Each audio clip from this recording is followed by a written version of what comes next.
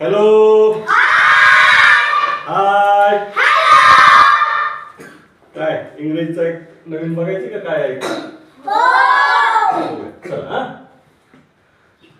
पहा, डीचा उच्चार ड ऐवजी ज कधी होतो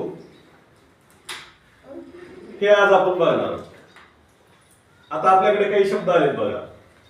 हे हा शब्द बघा, PROCEDURE. या शब्दाचा उच्चार करताना काय व्हायला आपल्याला? डीचा उच्चार काय व्हायला लागलाय? ज व्हायला लागलाय.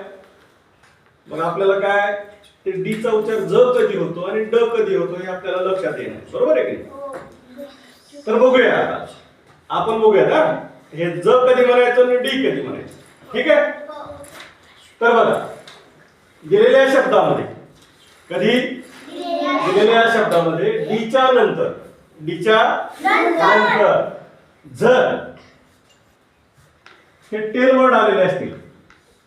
कसले word? Tail word. Tail word म्हणजे शेवटी येणारे शब्द.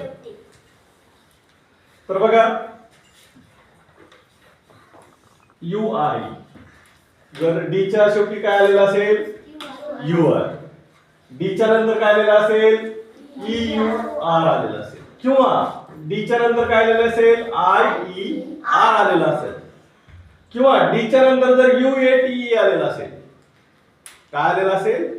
UATE. किंवा जर त्याच्या शेवटी जर डीच्या नंतर जर UAL आलेलं असेल.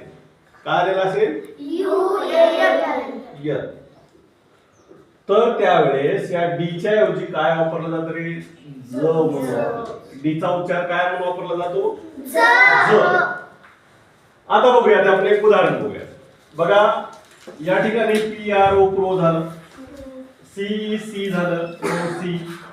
आता डी आले बघा, इथं आले का रे? आणि डीच्या नंतर काय आलंय? URE. आता मी सांगितल्याप्रमाणे URE आलेला आहे, त्याच्या आधी काय आलेला आहे? डी आलेला आहे. तर त्या ड ऐवजी काय करायचं? त्याला ज म्हणून वापरायचं. काय वापरायचं? ज. मग ह्याचा उच्चार काय होईल? प्रोसिजर. काय होईल? प्रोसिजर. का प्रोसिड्युअर होईल हे? नाही. का? तर डीच्या नंतर URE आलेला आहे. बरोबर आहे? आता दुसरा शब्द बघा, GRADUATE. आता इथं दिले बघा DUATE. हा सुद्धा एक टेल वर्ड आहे आणि तो डीच्या नंतर आलेला आहे. आलेला आहे की नाही? तर याचा उच्चार काय होईल? ग्रॅज्युएट. काय होईल? ग्रॅज्युएट. ग्रॅज्युएट.